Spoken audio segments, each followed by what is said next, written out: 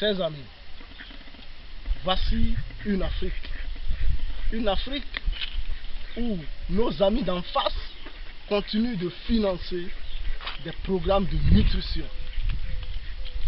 Cela devrait nous amener à réfléchir. Comment en plein 21e siècle serions-nous incapables de donner à manger à nos propres enfants? Où se situe notre dignité? Où se situe notre capacité à réfléchir, à penser? Nous avons des agronomes, des agrégés en agronomie et en économie. Aujourd'hui, nous leur demandons de se poser la question de savoir où se trouve l'économie dont ils sont agrégés, où se trouve l'agronomie dont ils sont docteurs. C'est une honte nationale, c'est une honte africaine. Et nous appelons à ce que cela cesse. Que les dirigeants prennent leurs responsabilités, que la jeunesse prenne sa responsabilité, au lieu d'aller mourir dans l'océan, essayant d'aller dans un Eldorado supposé. L'Eldorado, le vrai, c'est celui que vous créez vous-même. Nous sommes capables de transformer nos zones rurales en zones de production de richesse. Nous sommes capables de créer les infrastructures que nos amis d'enfance ont créées chez eux et qui attirent autant la jeunesse africaine. Nous sommes capables de le faire. Messieurs les maires, messieurs les élus locaux, au lieu de vous cramponner à votre tâche de collecteur d'impôts et taxes, utilisez votre signature pour mettre votre jeunesse au travail à travers l'entrepreneuriat agricole.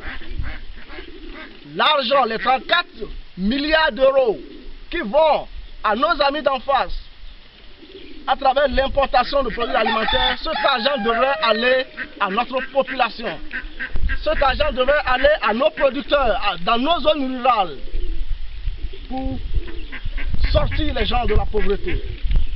Au lieu de sortir de la pauvreté, nous les enfonçons.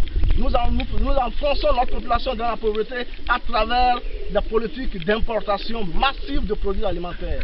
Aujourd'hui, comment, voyant cette lagune, ce cours d'eau qui ne tarit pas, d'accord, ce cours d'eau ne tarit pas, pourquoi sommes-nous incapables de produire du poisson? Sommes-nous obligés d'importer du poisson de la Belgique, de la France, de l'Allemagne, ou je ne sais où encore, de la Chine même peut-être?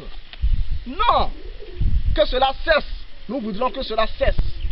La capacité existe, les connaissances existent pour prendre soin des animaux, pour cultiver. Nous avons toutes sortes de connaissances aujourd'hui disponibles.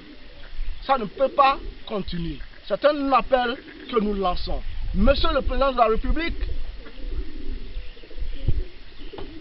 où se trouve notre programme de dignité nationale? Où se trouve notre programme de dignité nationale?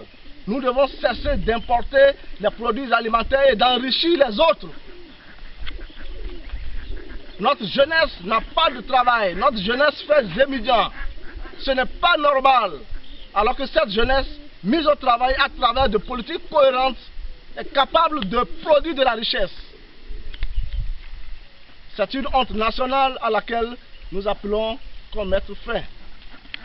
Il est temps que ceux qui ont sacrifié leur vie parce qu'ils croient à une Afrique digne, comme Thomas Sankara et Patrice Emery Lumumba, qu'ils soient aujourd'hui compris par la jeunesse africaine. C'est notre défi, c'est une responsabilité. De regretter mémoire, ces grands Africains ont très vite compris, mais le contexte d'alors ne leur a pas permis à leurs idées de germer. Aujourd'hui, nous invitons la jeunesse africaine à faire sienne, n'est-ce pas, ce rêve qu'a eu Thomas Sankara et Patrice Emery Lumumba pour une Afrique qui produit, transforme et exporte. Jeunesse africaine, tu es interpellée aujourd'hui. Je vous remercie.